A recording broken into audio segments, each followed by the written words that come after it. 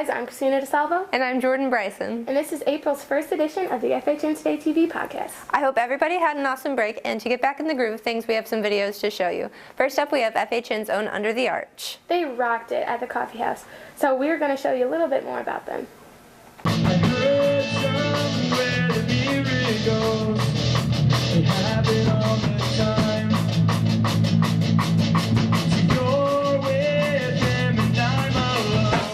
Hi, I'm Matt. Mike.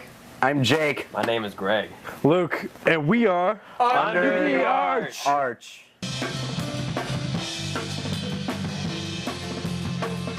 And I play the guitar, I play the rhythm guitar, and I'm the lead vocalist. I play the piano. I play lead guitar. I play drums. I play the bass.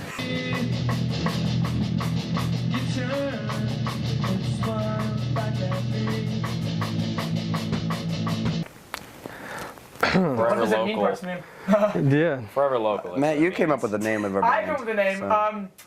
I had a notebook when we started writing. We had like 7 cover songs we planned on doing.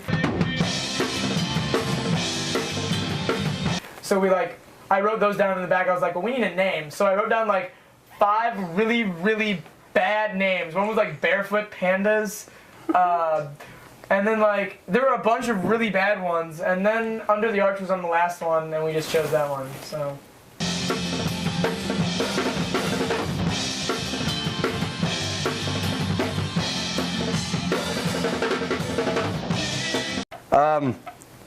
I met Matt in English class. And I met Jake in music theory. Jake, and Luke were all in choir together, and we all went on a trip to Myrtle Beach.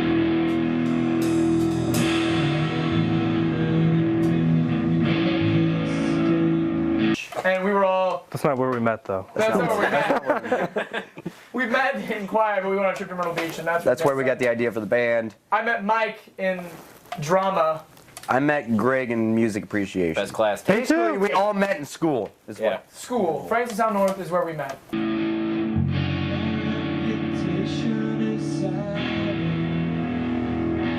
Getting along with the other band members is the hardest part. Because all of us have different music styles, so when we actually get together, it's hard because we all butt heads because we're I don't like that, I don't artistically like that, so it's hard to try and put all of it together.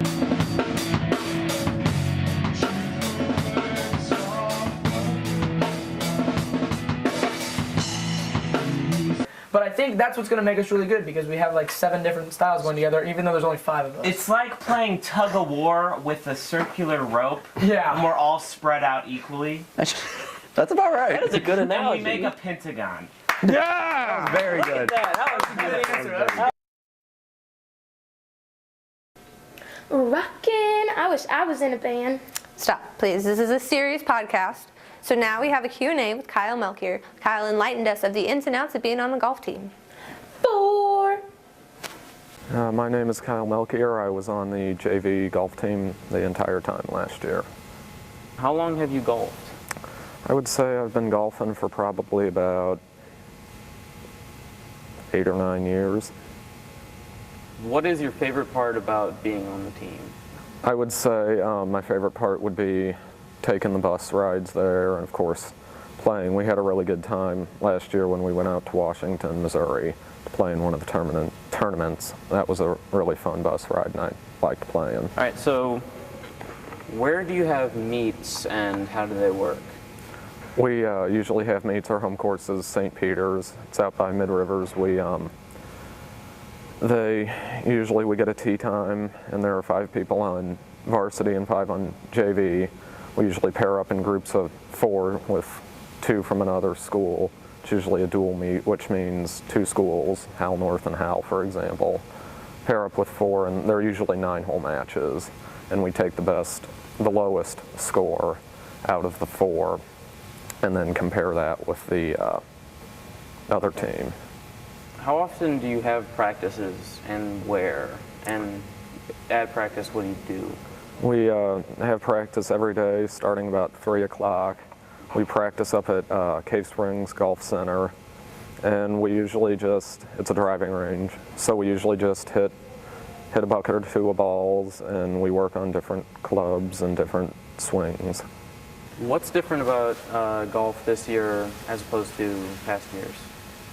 I would say we have a few less kids on the team than last year.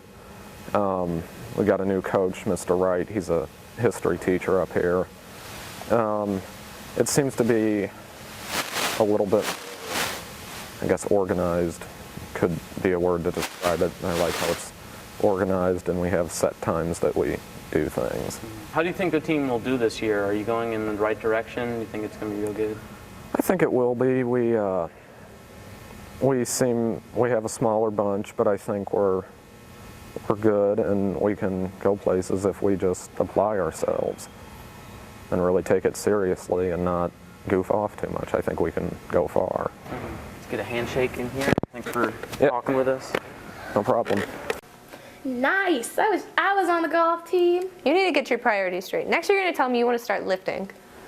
What a coinky dink, because our next video is on Gabby Jones, who's training for the CrossFit Games.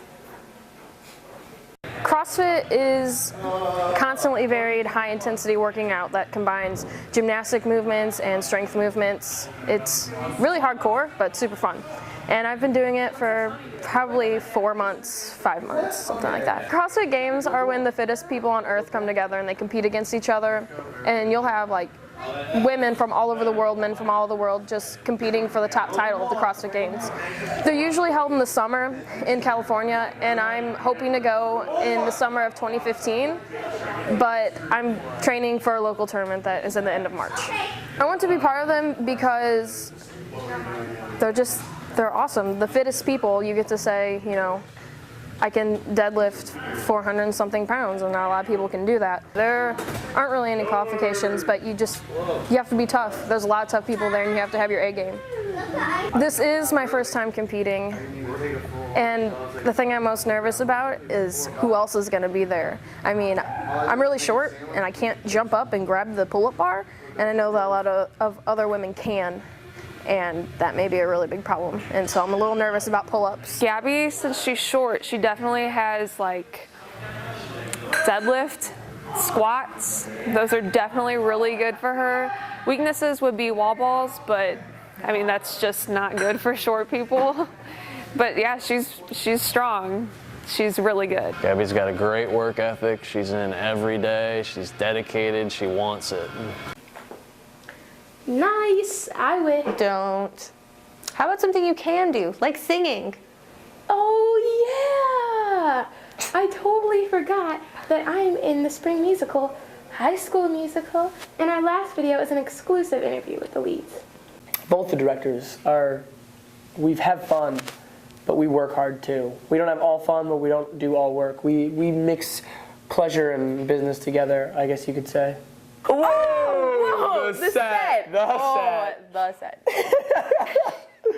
The set is, in other shows, it's like, it's good, but the set for this show is like really, really, really good. It's really, it's not based around like walls and like architecture. It's based on art and like it's just flat. It's just like a flat set, but there's like artwork everywhere, and it's really cool because instead of like showing off like our building abilities, which we are showing off, we're also showing off our artistic set crew painting abilities. The last number is a big choreography, dance number, music, song, and like what have you. Just craziness going on. We're just gonna have so much fun, and the intro is pretty cool. April 4th, 5th, 6th, $7 at lunch, $10 at the door. Doors open at 6:30, show starts at 7. I'm Matt Miller. And I'm Marissa Myers. Go to it. We're all in this together. Christina, you need to get your head in the game. Nice.